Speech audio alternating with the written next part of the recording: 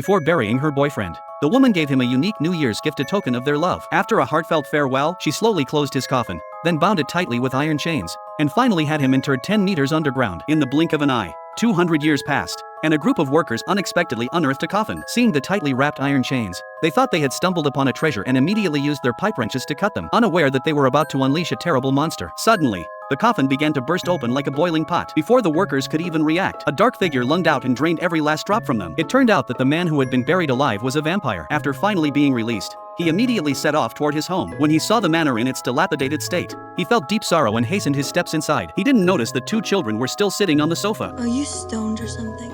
When did they start allowing women of the night on estate grounds?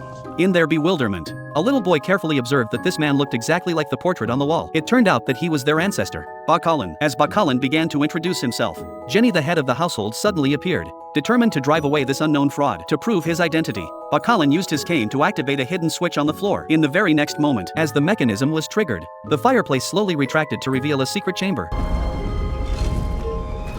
I am Barnabas Collins. The sight left Jenny utterly stunned. Since legends held that the ancestral figure was a vampire, she couldn't help but become nervous. However, it turned out that she had overreacted. Bakalan not only refrained from harming his descendants but actually led them into the secret chamber, explaining that all the gold and silver treasures inside were gifts he had left for his progeny. Jenny immediately dropped her guard and warmly welcomed her ancient ancestor back home.